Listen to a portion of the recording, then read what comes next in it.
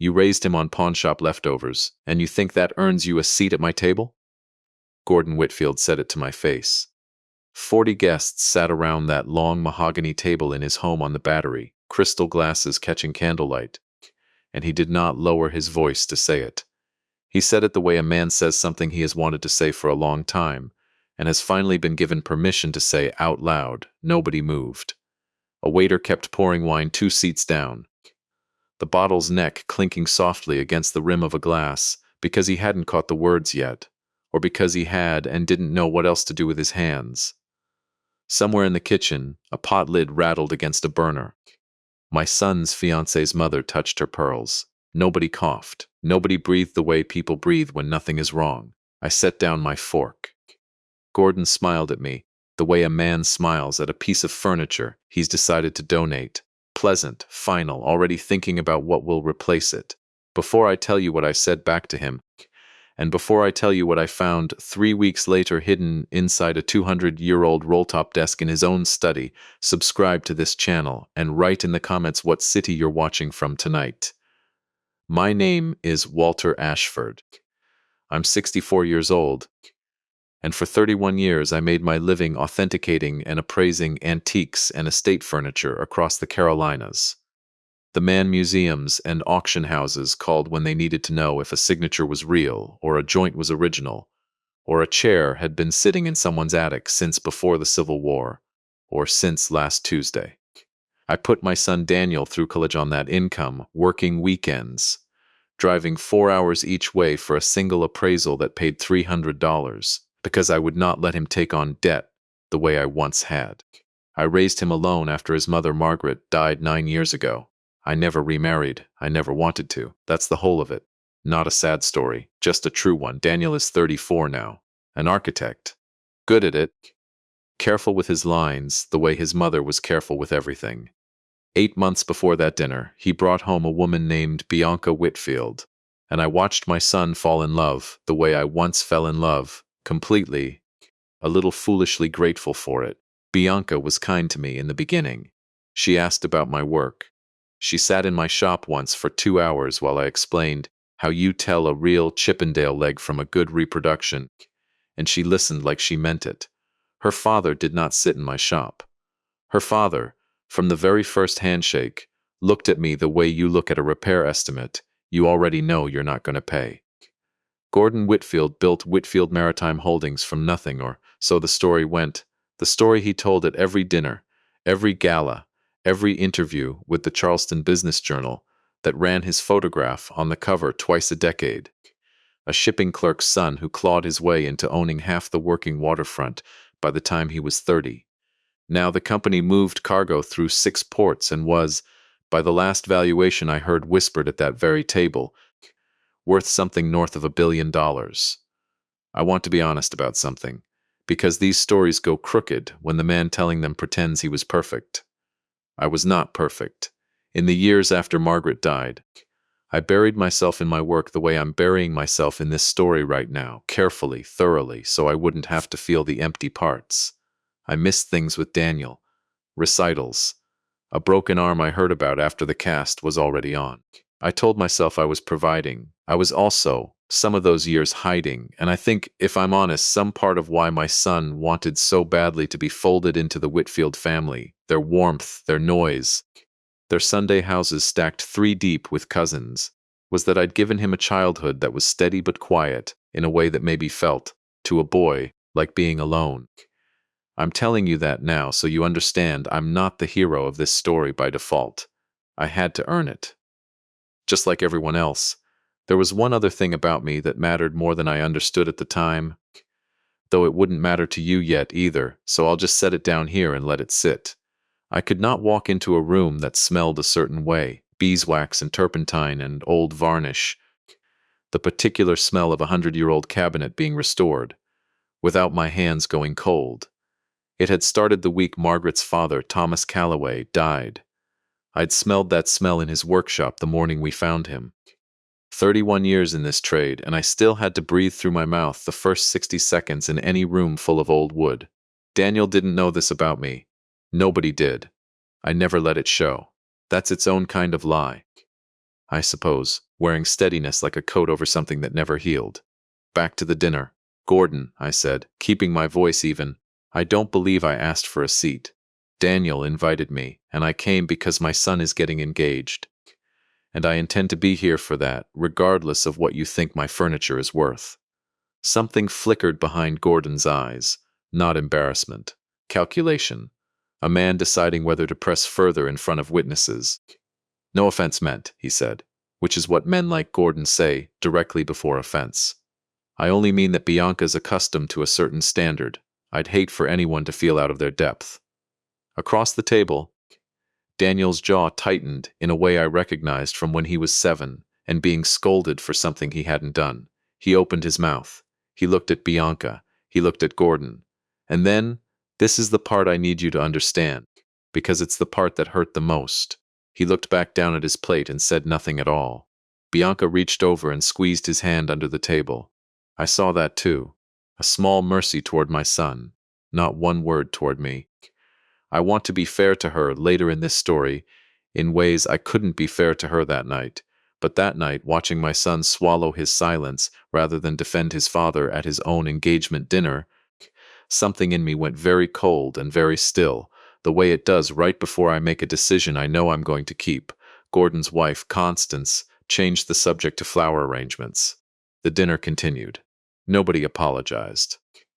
I finished my meal, thanked my hosts with more grace than the moment deserved, and drove home with both hands steady on the wheel and my mind absolutely nowhere near steady at all. Here is what you should know about people like me, the ones who spend a lifetime looking closely at objects other people walk past without a glance. We notice things. It's not a gift. It's a discipline, 31 years of training your eye to catch the hairline crack in the veneer, the replaced hinge that doesn't quite match its neighbor, the drawer bottom that's a different wood than the sides, because someone repaired it in 1962 and thought no one would ever look closely enough to know. I had noticed something at that dinner table that had nothing to do with Gordon's insult. Behind him, against the study wall visible through the open pocket doors, sat a rolltop desk.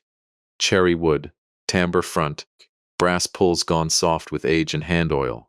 I'd clocked it the moment I walked in, the way I clock every piece of real furniture in every room I enter, an old habit that never turned off. Federal period, I guessed, early 1800s. Beautiful. Genuinely museum-grade beautiful. And entirely, jarringly wrong for that room. Everything else in Gordon Whitfield's study was new money dressed as old money. Reproduction pieces, a leather sofa still stiff from the factory, art selected by a decorator with a good eye and no personal history. That desk was the only object in the house that looked like it had actually lived a life before Gordon bought it. It didn't match. It didn't belong. And something about it, some old reflex in the back of my skull, itched at me the entire drive home. I didn't think about it again for 11 days. I had my own life, a shop to run, a shipment of estate pieces from a Beaufort auction to catalog, a Thursday dinner with Daniel that he canceled at the last minute because Bianca's family had a thing. I let it go, or I told myself I did. Then Constance Whitfield called my shop. I nearly didn't recognize her voice at first. Soft, apologetic. Nothing like the woman who'd redirected a conversation about her husband's cruelty toward a discussion of peonies. "Mr. Ashford," she said, "I hope this isn't strange. Gordon doesn't know I'm calling. We're doing some renovations to the study, and there are a few older pieces we need appraised before they go to auction or storage.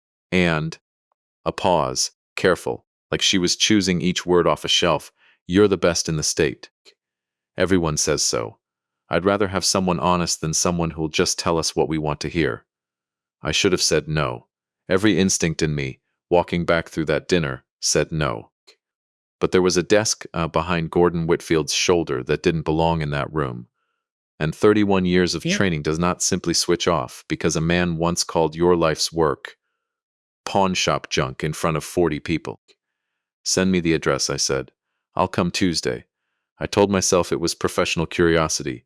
I told myself it was the challenge of the piece, nothing more. I did not tell myself the truth, which was that some part of me, the part that had gone cold and still at that dinner table, already suspected that a man who insults people for where their furniture comes from is usually protecting something about where his own money came from.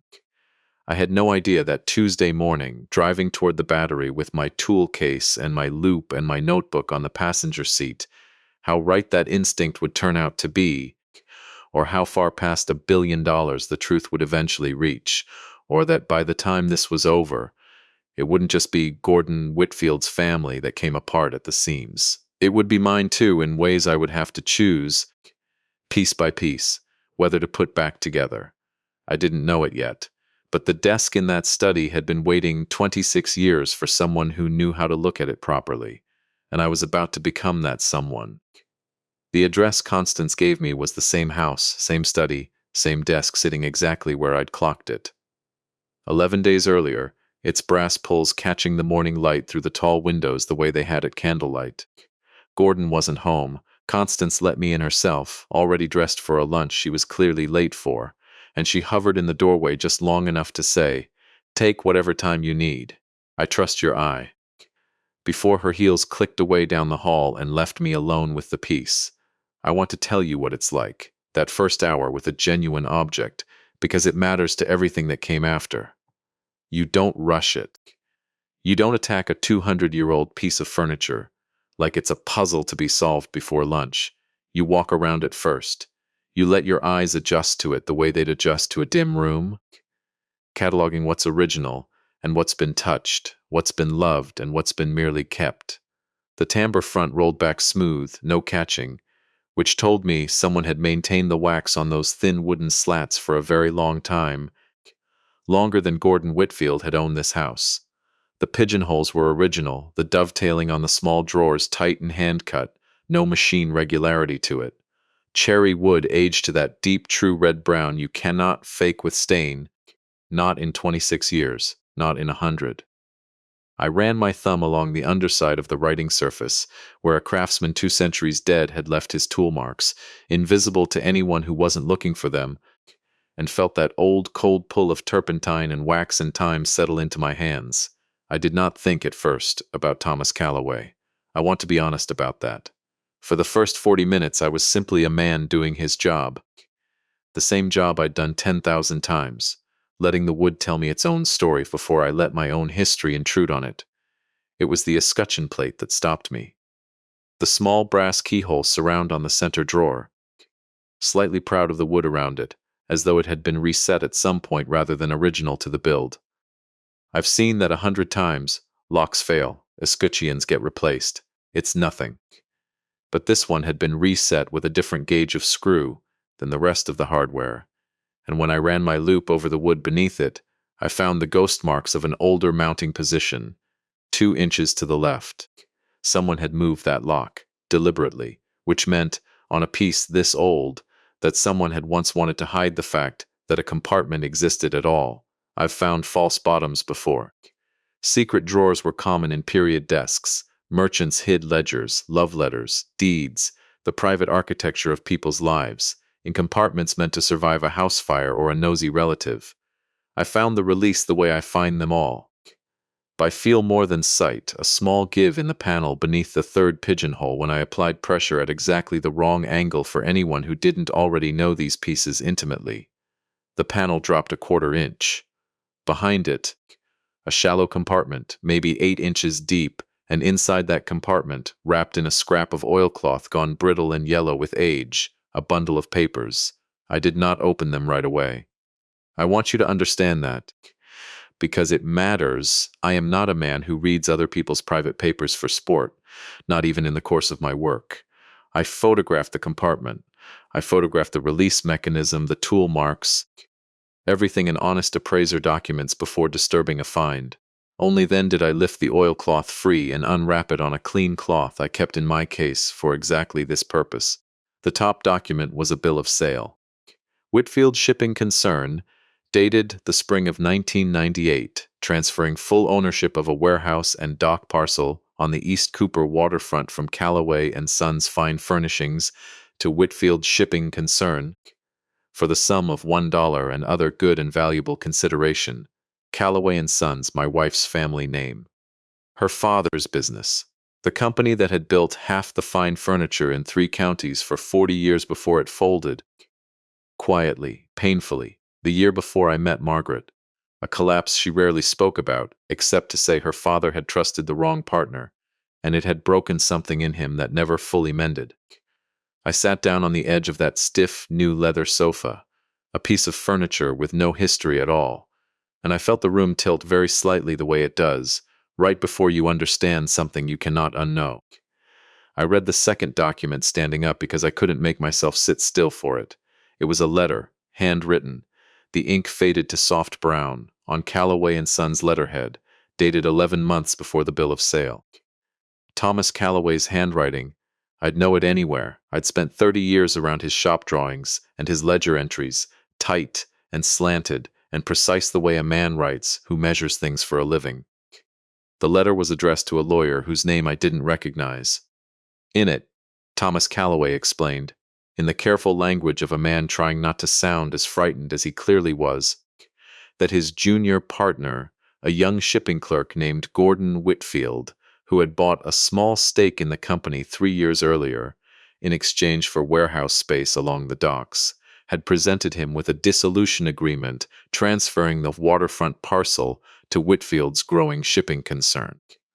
Thomas wrote that he did not recall signing any such transfer, that the signature on the document did not match his own hand, that he intended to consult counsel before doing anything further, and that he was frightened because Gordon had recently begun implying, gently but unmistakably, that certain of the company's older financial irregularities Thomas himself had never fully understood, having trusted his books to Gordon's careful management, might come to light if Thomas made too much noise. The letter was never sent. I know that because it was still here, in this desk, wrapped in oilcloth, hidden. Thomas Callaway died 4 months after the date on that letter. Heart failure, the certificate said. He was 51. I stood in Gordon Whitfield's study with my dead father-in-law's unsent letter shaking very slightly in my hand, and every hair on my arm stood up at once, and I understood, all at once, 3 things. First, that this desk was not simply an old and beautiful object. It had belonged to Thomas Callaway. It had been Thomas Callaway's own desk from his own office, and Gordon Whitfield had kept it for 26 years in the center of his own study, in the house he'd built on the money that desk's owner never got to spend. Second, that the empire Gordon Whitfield told everyone he'd built from nothing, the empire his daughter was about to marry my son into, the empire worth over $1 billion, had its very first foundation stone laid on a forged signature and a dead man's silence. Third, and this was the one that made my hands go properly cold, the way they hadn't gone cold in 9 years, that I had spent 3 decades of my career walking past this story without ever knowing it existed. Margaret had told me her father lost the business to a bad partnership. She had never known the partner's name, or she had never said it, or, and this thought arrived last and worst, she hadn't wanted to, because some part of her had buried it the same way I buried my own grief in varnish and turpentine and other people's furniture. I photographed every page.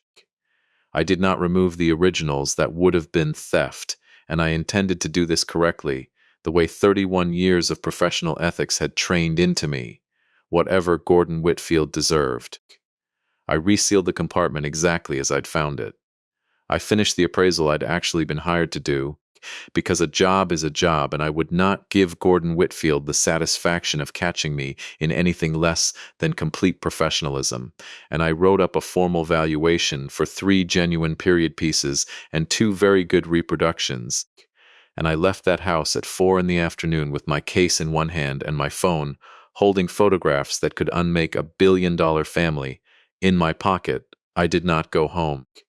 I drove 40 minutes north to a converted mill building, where an old friend of mine, a forensic document examiner named Priya Nataraj, ran a small private practice out of 2 rooms above a coffee shop. I'd worked cases with her before, back when insurance companies needed to know if a 17th century signature was actually 17th century, or just very patient forgery. Walter, she said, looking up from her desk, and then, seeing my face, sit down before you say anything. I told her everything. She listened without interrupting, the way good examiners do, and when I finished she held out her hand for my phone.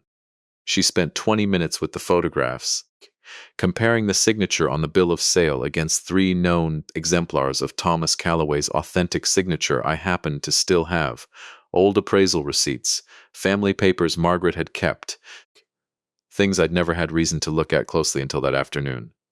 "It's not a good forgery," she said finally. "It's actually a fairly clumsy one, for someone who apparently built a fortune on it. Pressure's wrong here, and here." She circled 2 places on the screen. "Whoever did this understood shape, but not rhythm. Your father-in-law's genuine signature has a hesitation before the C every single time. Some kind of tick in the hand. This one doesn't have it. I'd put this in front of any court in the state and say with confidence it's not the same hand." "Would it hold up?" I asked. "After this long?" She sat back. "That's a legal question, not a document question. But I know an attorney who specializes in exactly that kind of question. Civil fraud claims usually have a limitations period, 3 years in this state, sometimes 6 depending on the theory. But there's a discovery rule. If the fraud was actively concealed, the clock doesn't start running until a reasonable person could have discovered it. You just discovered a document that was physically hidden inside a locked compartment for 26 years. That's about as clean a concealment case as I've ever heard described to me over a cup of coffee. I did not sleep that night or the 2 nights after.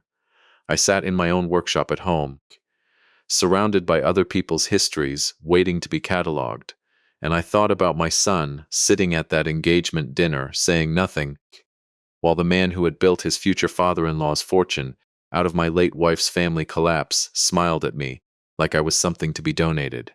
I want to tell you I had a plan by the end of that week. I didn't. I had a photograph of a dead man's unsent letter and a hole in my chest where my certainty used to be, and I did the only thing 31 years of training had ever really taught me to do when I didn't know what else to do. I kept looking. The County Register of Deeds is a public record. Anyone can walk in and request it. No warrant, no special access, just a form and a small fee, which is exactly what I did that Thursday morning. I pulled the original recorded transfer of the East Cooper waterfront parcel, filed in the spring of 1998, and compared the notary stamp against the notary's registration records, also public, also sitting in a dusty binder 3 shelves over. The notary listed on the transfer, a man named Everett Cole, had had his commission revoked 18 months after that filing for, according to the state's own disciplinary record, improper verification of signatory identity in multiple recorded transactions. Public record, filed, verified. Nobody had to hack anything. Nobody had to break into anything. The truth had simply been sitting in a filing cabinet for 26 years, waiting for someone with a reason to go looking for it. I called the Historical Preservation Society next, the one that catalogs old Charleston area business records, and asked, as an appraiser doing provenance work, whether they had any surviving records of Calloway and Sons' fine furnishings.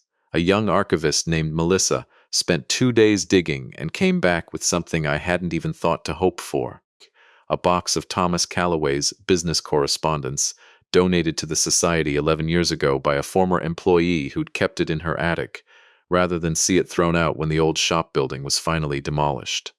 In that box, a second copy, a carbon copy, the old kind, still legible after 4 decades, of a partnership agreement from 1995, the year Gordon Whitfield bought into Calloway and Sons. The genuine agreement. The one before the forged dissolution replaced it. Thomas Calloway's real signature, hesitation before the C, and all, right there on legally donated, publicly archived paper. I sat in that reading room with white cotton gloves on my hands and a dead man's real signature in front of me, and for the first time since that dinner table I cried. Not for the money. Not even, entirely, for Thomas Calloway, whom I'd loved as much as a son-in-law can love a man he only knew for 3 years before losing him. I cried because Margaret used to say her father died of a broken heart nobody could explain, and I now understood, 26 years too late for her to hear it, exactly what had broken it. I called Daniel that Friday night, not to tell him any of this. Not yet, I wasn't ready, and some instinct told me he wasn't either, but just to hear his voice. He sounded strange, distracted. When I asked how the wedding planning was going, he was quiet a beat too long before answering. Bianca's dad wants to move the date up, he said. A lot. He's talking about the company's 40th anniversary gala in 6 weeks. Wants to combine it. Big public thing. Announce the engagement properly, he says. Cement the families. 6 weeks. I stood in my kitchen with the phone against my ear, and Thomas Calloway's real signature still sitting in a folder on my counter, and I understood, with the particular cold clarity that 31 years of reading old documents had trained into me, that a man doesn't rush a wedding into his own company's 40th anniversary celebration unless he wants the world watching something else very closely on that exact night, or unless something else is bearing down on him that he needs to outrun. Dad, Daniel said, and his voice cracked in a way I hadn't heard since he was 17. Can I ask you something? You've been weird since the dinner. Is everything okay? I looked at the folder on my counter. 6 weeks. Everything's going to be fine, I told him, which was the first time in this whole story I told my son something that wasn't entirely true. I love you. I'll see you soon. I hung up, and I sat down at my own kitchen table, and I started making a list of everyone I was going to need to call before that gala. A lawyer, an accountant who understood fraud restitution better than I did, and, though I dreaded it more than anything else on that list, my son, who was about to find out that the family he'd chosen over mine had been built on the ruins of his own grandfather, and that he had 6 weeks left to decide, the way I once had to decide, what kind of man he wanted to be when the truth finally came due. Edward Castellano's office sat above a bookstore on King Street, 2 rooms lined with case files instead of antiques, but he listened to me the same way Priya had, quiet, unhurried, letting me lay the whole thing out on his desk before he said a word. I'd found him through Priya. Fraud litigation, estate law, 20 years of practice, and a reputation, she told me, for taking cases other lawyers called too old to matter. When I finished laying out the bill of sale, the unsent letter, the forensic comparison, the archived partnership agreement, the revoked notary's disciplinary record, he sat back in his chair and was quiet long enough that I started to worry.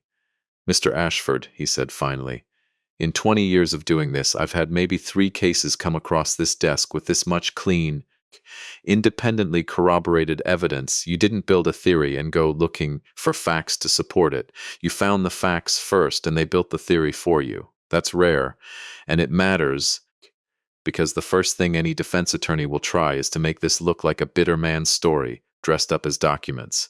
It isn't. I know. I'm telling you what they'll say, not what's true. He pulled a legal pad toward him. South Carolina's discovery rule is exactly what my colleague Priya told you. The clock on a fraud claim doesn't start until a reasonable person could have discovered the concealment, and I'd be hard-pressed to imagine a cleaner case of active concealment than a forged document locked inside a desk for 26 years. We have a real claim here, a strong one. He tapped the pad. But I want to be careful about something, and I want you to hear this clearly before we go one step further. Go ahead.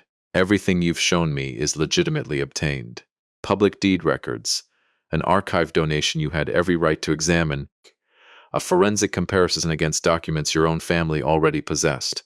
That's exactly the kind of foundation that holds up.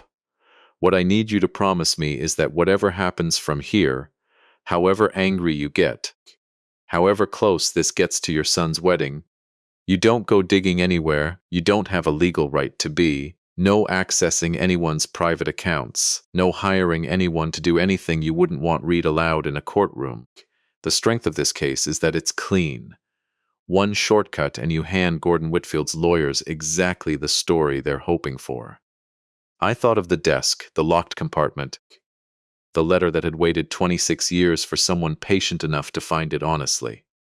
That's the only way I know how to work, I told him. I've spent my whole career proving things are real. I'm not going to start faking my way to the truth now. He nodded like that was the answer he'd wanted. Then here's where we start. I'll file a formal notice of claim against Whitfield Maritime Holdings and Gordon Whitfield personally, on behalf of Margaret Calloway Ashford's estate, of which you're the surviving executor.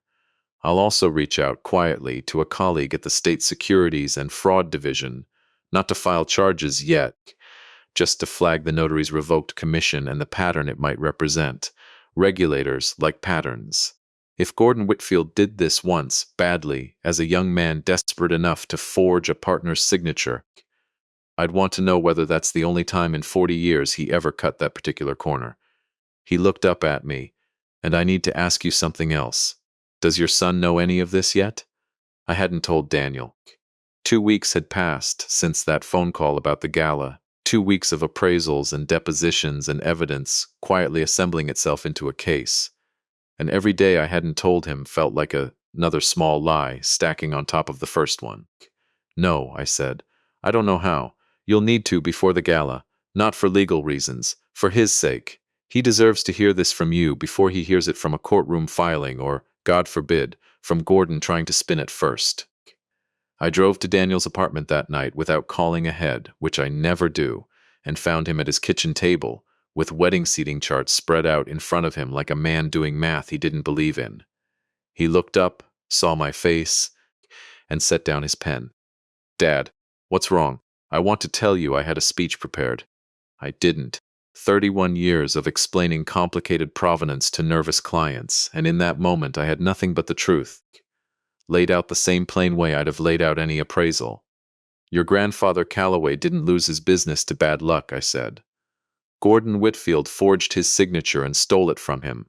I found the proof myself, in Gordon's own desk 3 weeks ago. It's real, Daniel. It's documented, and I've hired a lawyer. My son sat very still. I watched something move behind his eyes that I recognized, because I'd felt it myself in that study, the particular vertigo of a floor you'd trusted turning out to be a trapdoor. That's not, he started and stopped. That desk, the one in his study, that was your great-grandfather's. Yes. He kept it, Daniel said, very quietly, and something in his voice cracked open in a way I hadn't heard since he was small. He kept the desk in his study for 26 years, He couldn't finish the sentence. He didn't need to. I told him everything, then the letter, the notary, the archive, the carbon copy of the real agreement, all of it, laid out the way I'd have laid it out for a judge, because my son deserved the same rigor I'd give anyone else, and more than that, deserved not to be handled gently with a truth this large. When I finished, he sat with his hands pressed flat against the table like he was trying to keep it from tilting. I didn't say anything, he said. At the dinner, when he said that to you, I just sat there. I know. Why didn't I say anything? I thought about the years I'd spent buried in my work instead of in my son's life, the recitals I'd missed, the broken arm I'd heard about secondhand, all the small quiet absences that don't look like anything until they add up into a boy who grows into a man more comfortable for my own family's equal approval than trusting he already had a quiet one at home. Some of that's on me, I said, and it cost me something to say it, the way true things about yourself always do. I gave you a childhood that was steady, but it was quiet. And I think somewhere along the way quiet started feeling to you like alone. Gordon's house is loud. Full. I understand why that pulled at you. I'm not angry that it did. I'm only telling you now because I don't want you choosing between us out of habit, the way you did at that dinner. I want you choosing with your eyes open. Daniel didn't say anything for a long moment. Then he got up from that table, came around it, and put his arms around me, my son, who hadn't hugged me first since he was maybe 12 years old, who shook hands with me at Christmas, the way men in our family had always shaken hands, instead of anything softer. And he held on for a long time, long enough that I felt something in my own chest give way that had been braced for 9 years. I'm sorry, he said into my shoulder. I'm so sorry, Dad. I know, I said. So am I. We stayed like that in his kitchen a while, two men who didn't know how to do this kind of thing learning how to do it anyway. And when we finally sat back down, there was a wedding seating chart between us that suddenly looked like it belonged to somebody else's life. Bianca, he said eventually, does she know? I don't know what she knows. That question answered itself 4 days later, in a way none of us expected. I was in my shop on a Tuesday afternoon, cataloging a Beaufort estate lot, when the bell over my door rang and Bianca Whitfield walked in alone, without an appointment, wearing the particular tight composure of someone who has been crying in her car before deciding to be brave.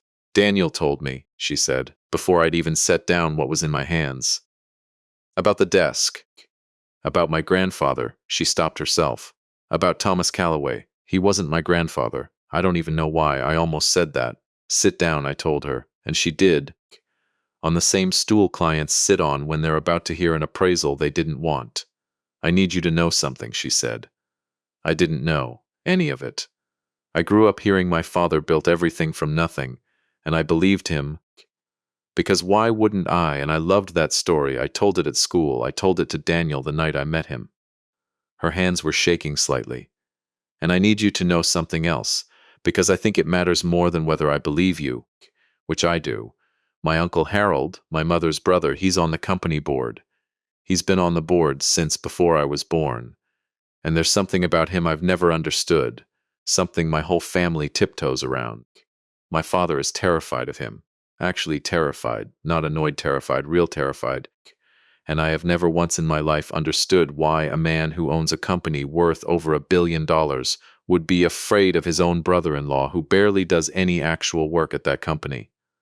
I felt something cold move through me, the particular cold of a piece of provenance clicking into place a moment before you fully understand what it means. Harold Reyes, she said. That's his name. He goes by Hal. He handles what he calls special situations. Nobody ever explains what that means. I always thought it was just a rich family euphemism for something boring. Now I'm not sure it is. I called Edward that same afternoon, and by that evening he had pulled Harold Reyes's public corporate filings. Board memberships are a matter of public record, easily searched. Nothing improper about looking, and found that Harold had joined Whitfield Shipping Concerns Board in 1998.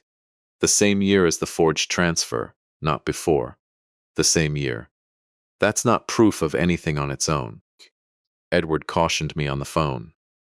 Plenty of innocent reasons a brother-in-law joins a board the same year a company grows suddenly, legitimately larger. But it's a thread worth pulling carefully through channels we already trust.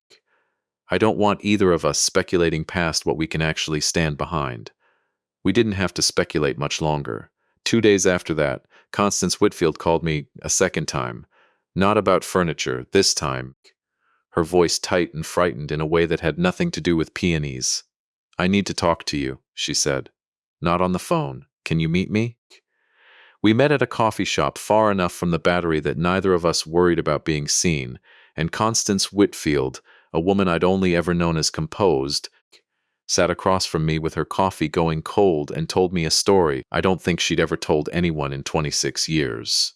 My brother introduced Gordon to the notary, she said. Everett Cole. Hal's known him since college.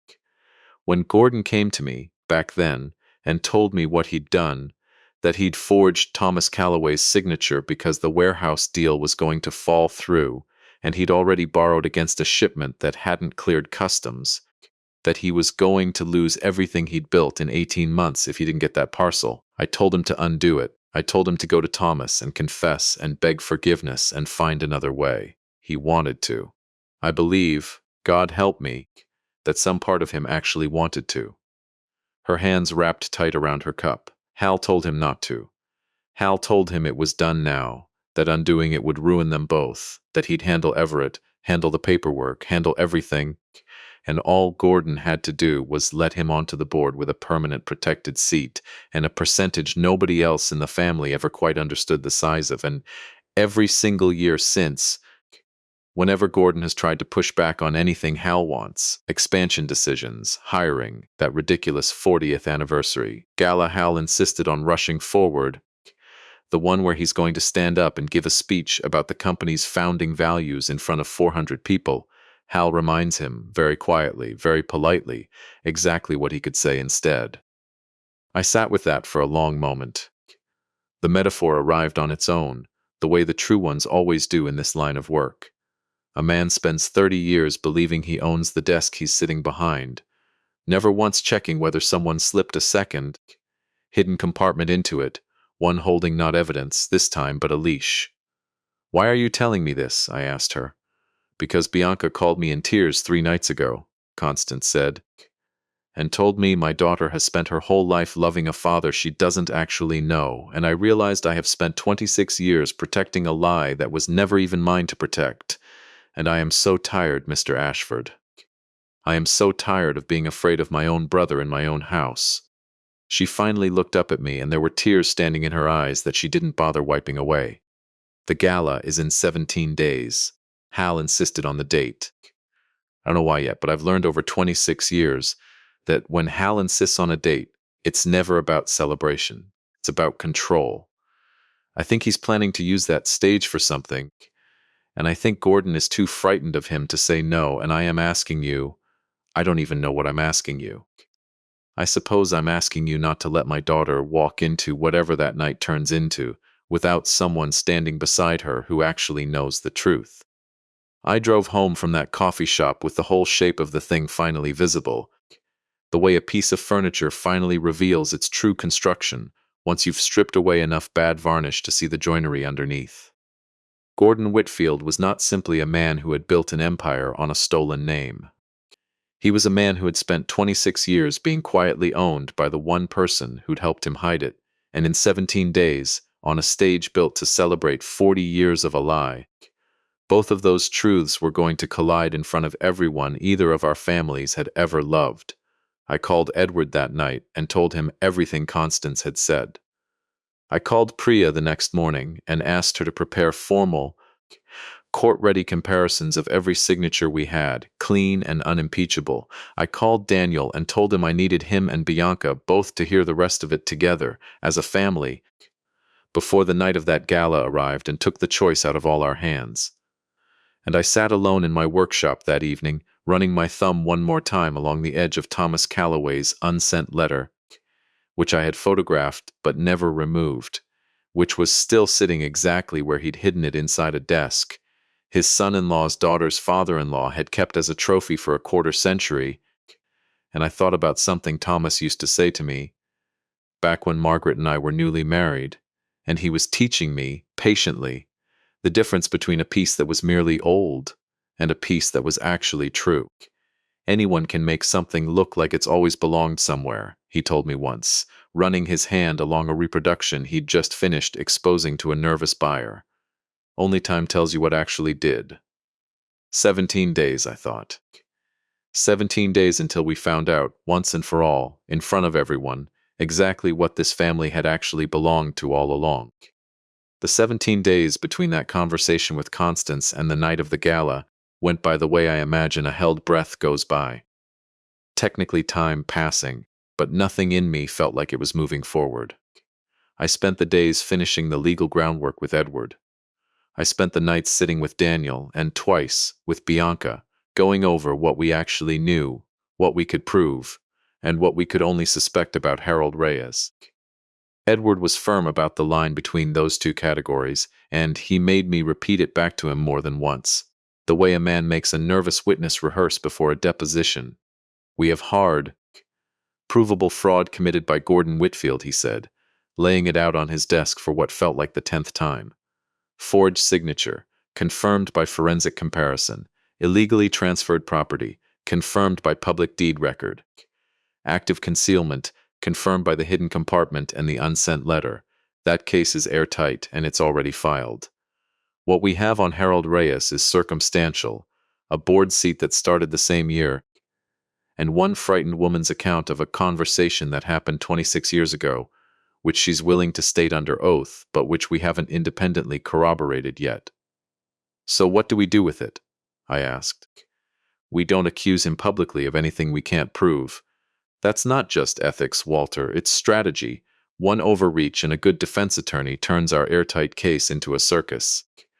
What we can do is make sure Gordon Whitfield understands privately, in a room with no audience, exactly what we do have, and let him decide what he wants to do about the man who's apparently been controlling him for a quarter-century.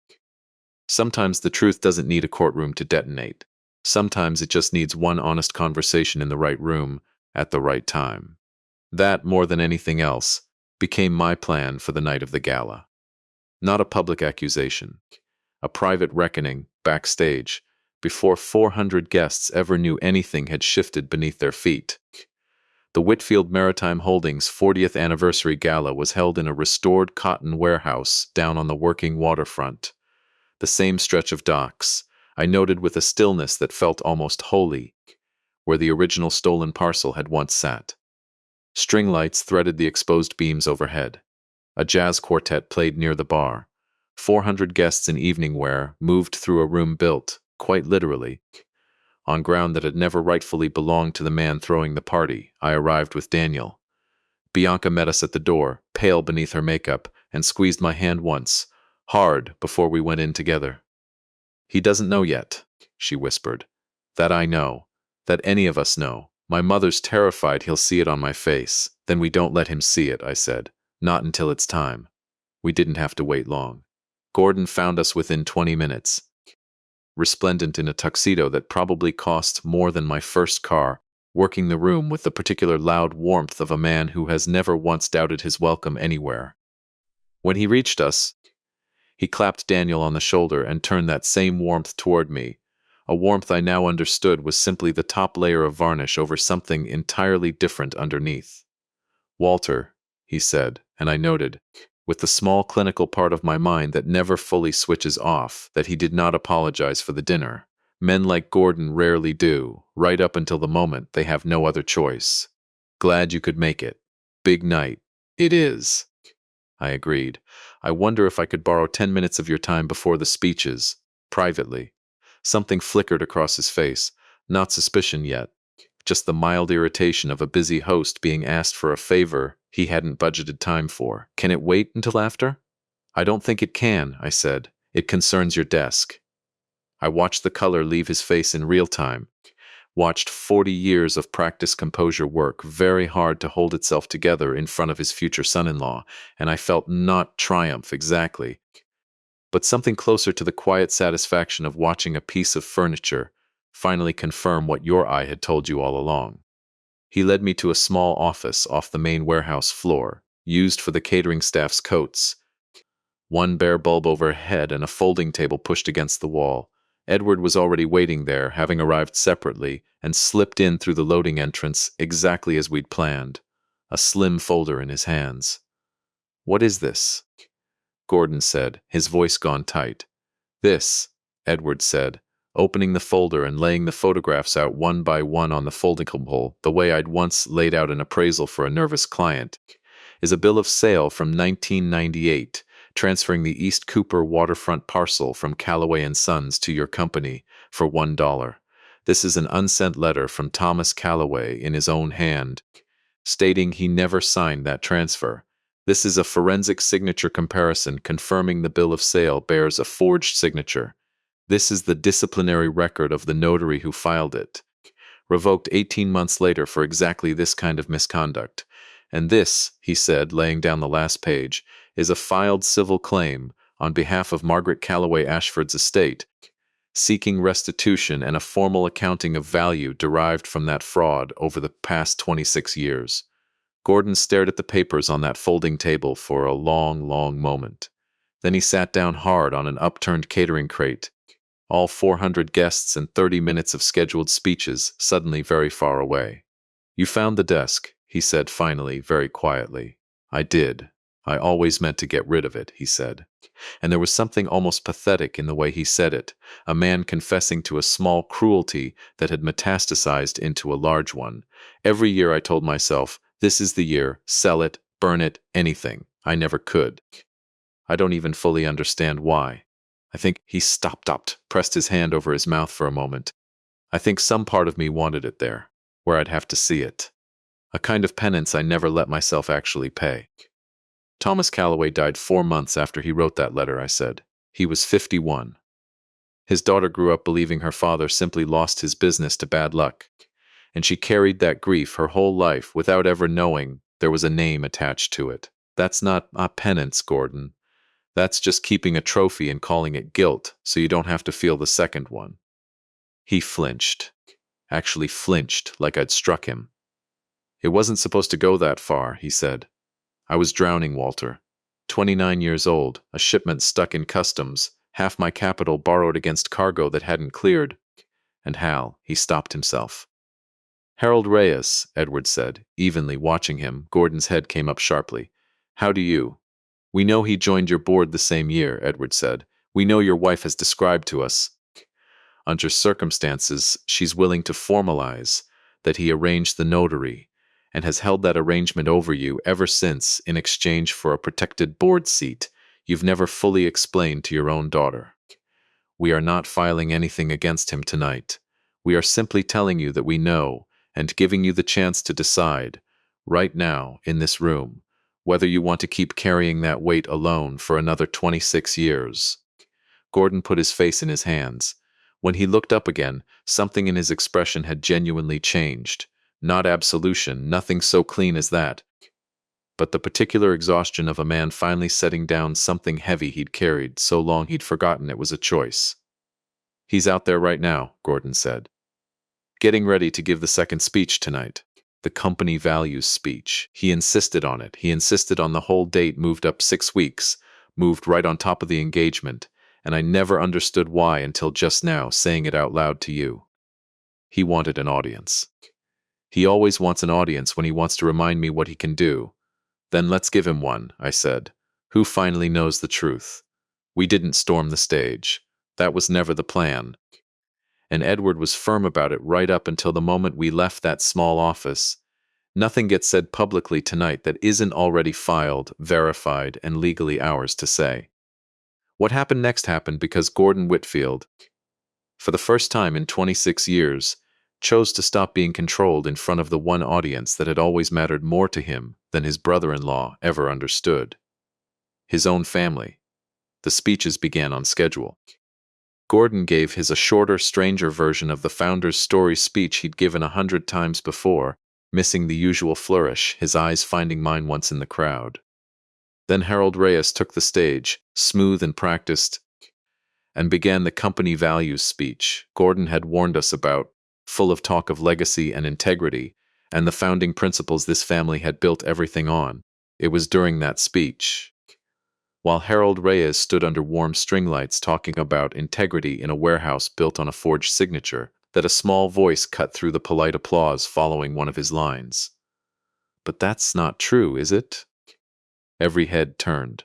It was Bianca's youngest cousin, a girl of maybe 7, standing near the front in a party dress, her mother's hand tightening on her shoulder, a beat too late to stop her. She wasn't performing for anyone. She'd simply been listening, the way children listen, without yet knowing which truths adults have agreed to keep quiet. Uncle Hal said integrity means doing the right thing even when nobody's watching, the girl said, in the clear, unfiltered voice of someone who hasn't yet learned to soften an observation for an audience. But Aunt Bianca said Grandpa Gordon's desk isn't really his, so how can the speech be true if the desk isn't? The room did not laugh, the way a room sometimes laughs to smooth over a child's misplaced comment. The room went very, very quiet, because half of the people standing in it had spent 26 years wondering, in some unspoken corner of themselves, whether the Whitfield story was quite as clean as the story insisted. Harold Reyes's composure cracked for exactly 1 second. 1 second. But I'd spent 31 years learning to catch exactly that kind of second. The hairline fracture in a piece that everyone else mistakes for solid. Bianca stepped forward before her father could speak, before Harold could recover, before anyone in that room had time to decide what had just happened. She walked straight up onto the low stage in her engagement gown and took the microphone gently out of her uncle's hand. "She's right," Bianca said, her voice shaking but carrying clean across the whole silent warehouse. "The desk isn't his. It belonged to a man named Thomas Calloway, whose business was stolen from him with a forged signature 26 years ago, and I only found out 3 weeks ago, and I have spent every day since deciding what kind of family I actually want to marry into." She looked out at the crowd, found my eyes, and something in her steadied. "I want to be part of a family that tells the truth even when it costs us the story we like better. I don't know yet if that's still possible for us, but I know it starts tonight. And it starts with me not standing here quietly while my uncle finishes a speech about integrity that none of us actually gets to claim." Constance Whitfield rose from her seat near the front, walked up beside her daughter without a word, and stood there visibly trembling, visibly present. The first time in 26 years she had chosen her family's truth over her brother's silence in front of a single living soul. Gordon came up last, slower, older than I'd ever seen him look, and stood beside his wife and daughter, and said, into a microphone 400 people were now leaning forward to hear. 4 words that cost him, I think, more than anything he'd said in his entire life. They're telling the truth.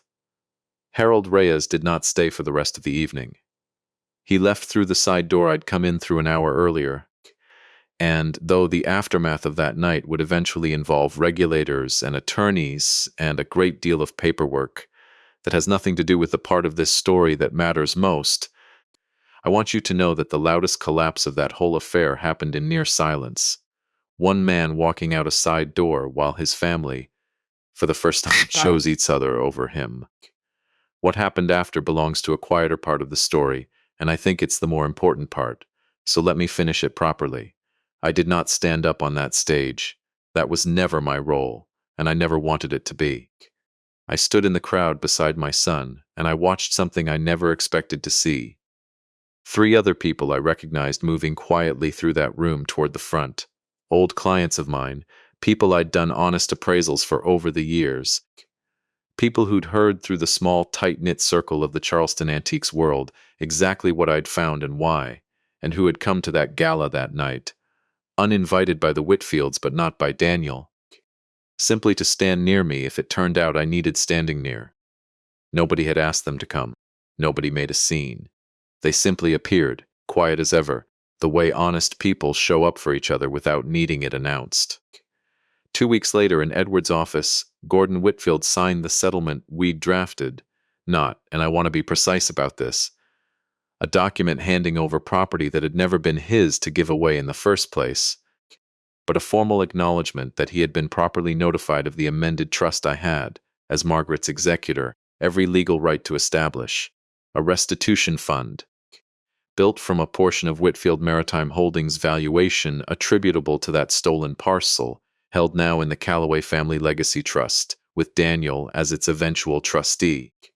Gordon signed a waiver of any right to contest that trust or pursue future litigation against the estate. He did not sign away anything that belonged to him. He signed his name to the truth, finally, in the one place a signature is supposed to mean something. The wedding happened 4 months later than originally planned. In a small garden ceremony neither family's money built. Bianca insisted on that, with Constance sitting beside me instead of across some invisible line, and with Thomas Calloway's rolltop desk, restored and repaired by my own hands over 3 careful weeks, standing in the corner of Daniel and Bianca's first apartment instead of anyone's trophy study, holding nothing hidden inside it anymore, just letters they meant to send. I gave a short toast that night. I'm not a man built for speeches, and I kept it plain the way I keep most things. A piece of furniture, I said, raising my glass, isn't worth what it looks like. It's worth what it survived, and who it finally told the truth to. I think that's true of families, too. Daniel hugged me again after that toast, easily this time, the way it should always have been, and somewhere behind us I saw Gordon Whitfield, older now in a way that had nothing to do with years, watching his daughter laugh with a father-in-law he'd once called beneath his table, and I did not feel triumph looking at him. I felt something quieter, and I think more lasting, the particular peace of a man who spent his whole career learning to tell what was real, finally watching his own family come out the other side of that same test. I still work the shop most mornings. I still catch that old cold pull of turpentine and varnish sometimes, walking into a room full of history, though it doesn't own me the way it used to. Daniel knows about it now, and knowing changed something, the way honest things always do. Thomas Calloway's letter sits framed on my workshop wall, not as a trophy, but as a reminder of what patient looking eventually finds. And every time a client brings me something old and asks whether it's worth what they hope it's worth, I think of that desk, and I tell them the same thing I've told everyone since. The value was never in what it looked like from across the room. It was always in what it had been hiding, and whether anyone loved it enough to finally look.